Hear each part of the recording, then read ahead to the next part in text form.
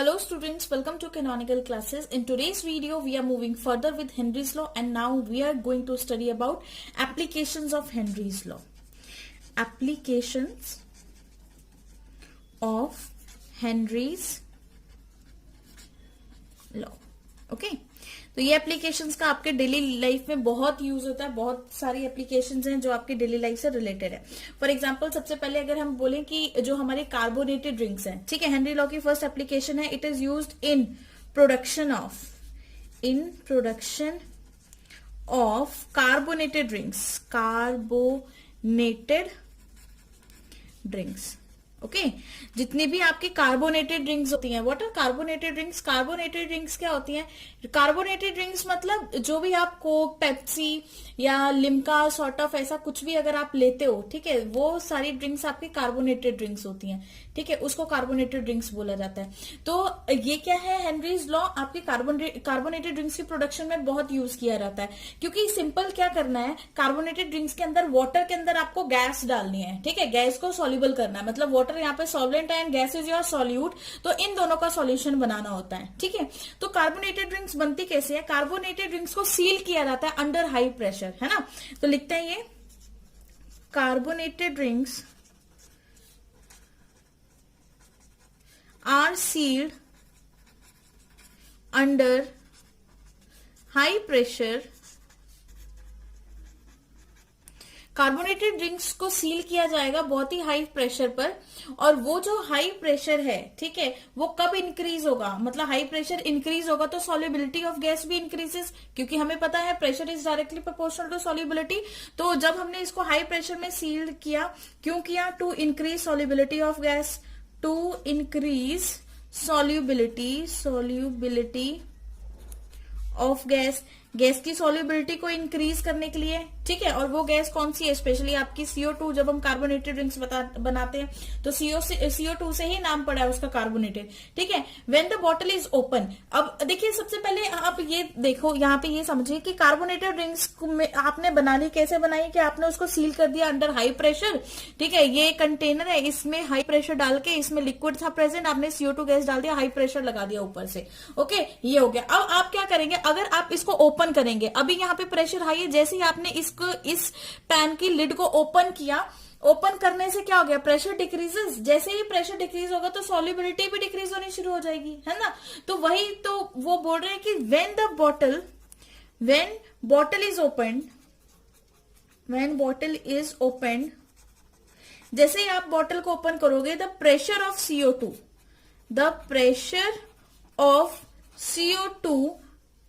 CO2 gas above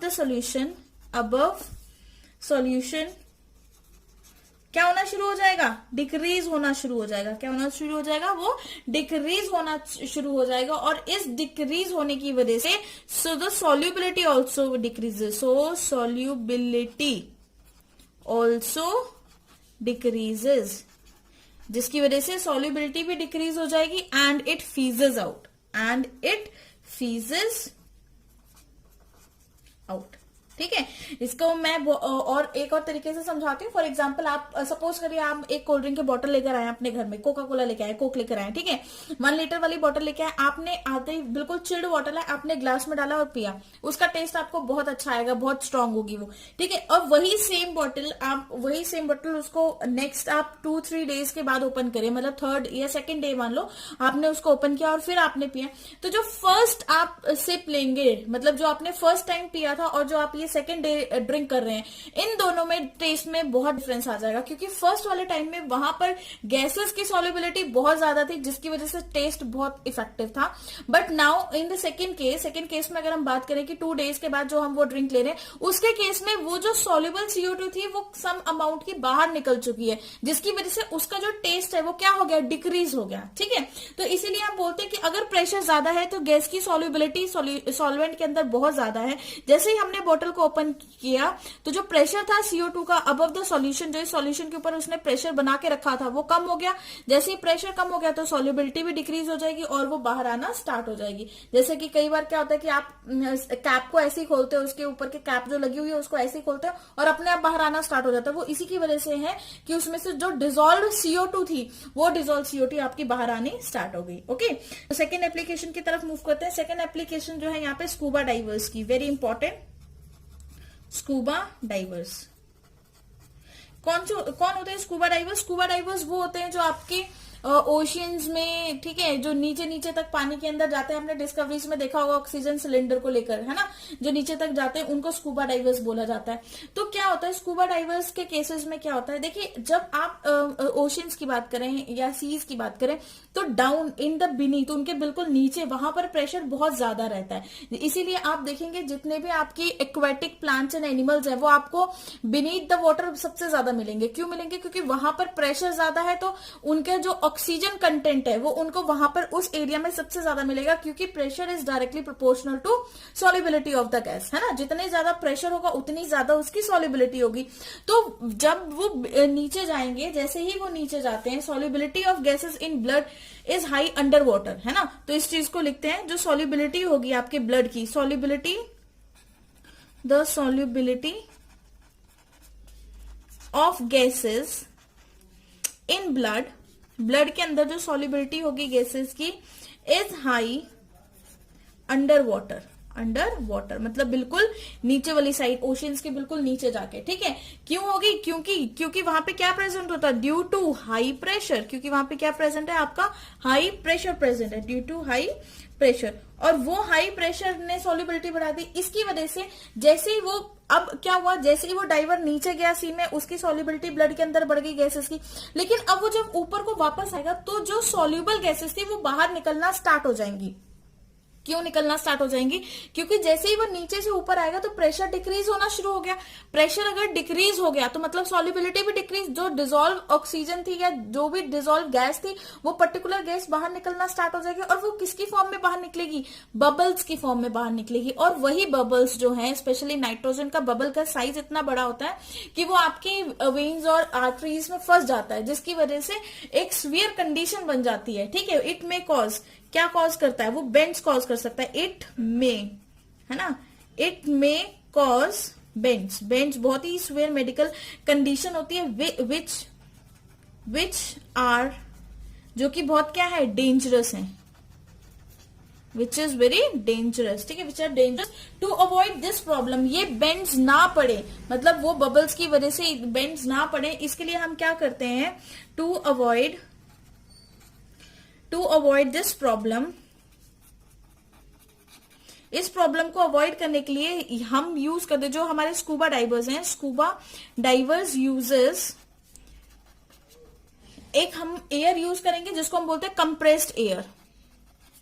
compressed air क्या use करेंगे? आपकी कंप्रेस्ड एयर। और जो कंपोजिशन है कंप्रेस्ड एयर की, उसके अंदर नाइट्रोजन कितनी रहती है? 56.2%, ठीक है। ऑक्सीजन कितनी रहेगी? 32.1%।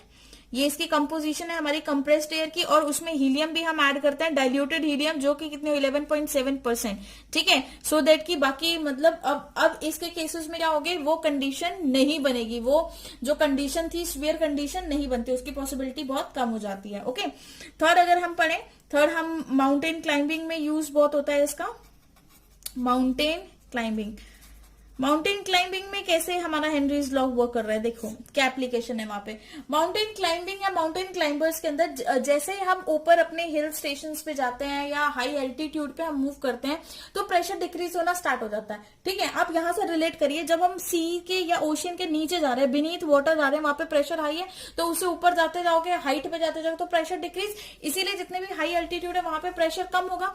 कम प्रेशर होने की वजह से उस एरिया में जो गैसेस की सॉल्युबिलिटी सॉल्युबिलिटी है वो इतनी ज्यादा नहीं होगी, जिसकी वजह से जो लोग हायर एल्टीट्यूड्स पे रहते हैं, आपने देखा होगा कि उनके जो चीक्स होते हैं वो बहुत ज्यादा रेड होते हैं, ठीक है, क्योंकि उनके ब्लड में इतने अच्छे से ऑक्सीजन के सप्लाई नहीं हो पाता, उनके टिश्यूज को इतने अच्छे से ऑक्सीजन नहीं मिल पाता, क्योंकि वहां पर सॉल्युबिलिटी इतनी ज्यादा नहीं है, क्योंकि प्रेशर ज्यादा नहीं है, ठीक है। तो हम क्या इसको कैसे समझेंगे कि mountain climber carry oxygen cylinder. अगर माउंटेन क्लाइंबर हाई एरियाज पे जा रहे हैं तो वो क्या कैरी करते हैं, ऑक्सीजन सिलेंडर्स कैरी करते हैं, है ना। तो इसको लिखते हैं mountain climbers carry oxygen cylinders. और ये जो ऑक्सीजन सिलेंडर्स क्यों लेके जाते हैं, बिकॉज एट हाई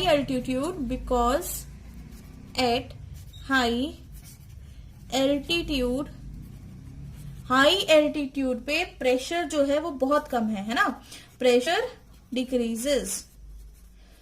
डिक्रीज हो गया, और प्रेशर डिक्रीज हो गया तो उसकी वजह से सॉल्युबिलिटी भी ऑल्सो डिक्रीजेस, सॉल्युबिलिटी वो भी क्या हो जाएगी, डिक्रीज हो जाएगी, सॉल्युबिलिटी डिक्रीजेस। और अगर सॉल्युबिलिटी डिक्रीज हो जाती है किस चीज की, ऑफ ऑक्सीजन, जो भी ऑक्सीजन चाहिए हमारी बॉडी को उसकी सॉल्युबिलिटी कम हो गई इन ब्लड, है ना, डिक्रीजेस ऑक्सीजन इन ब्लड के अंदर उसकी सॉल्युबिलिटी भी कम होगी, और इसकी वजह से एक स्वेयर कंडीशन आ जाती है। इट में कॉज मतलब आपकी थिंकिंग प्रॉपर नहीं होगी, आपकी बॉडी फंक्शन प्रॉपर नहीं करेगी, ठीक है। तो उस केस को उस मेडिकल कंडीशन को क्या बोलते हैं, इट मे कॉज अनॉक्सिया। क्या बोला जाता है, अनॉक्सिया। ओके तो जो स्पेशली हिली एरियाज के लोग हैं उनको ये बहुत ज्यादा कंडीशन देखने को मिलती है कि उनके जो थिंकिंग कैपेसिटी है या फिर कुछ भी काम करने की कैपेसिटी है एज कंपैरिजन टू प्लेन थोड़ी सी कम रहती है। ओके तो ये थी आपकी कुछ एप्लीकेशन हेनरीज लॉ के, इंपॉर्टेंट एप्लीकेशंस हैं आपके बोर्ड पॉइंट ऑफ व्यू से, है ना। तो इसको नोट डाउन करिए, अच्छे से पढ़िए, और कोई डाउट है तो प्लीज कमेंट सेक्शन में पूछिए। And thank you for listening.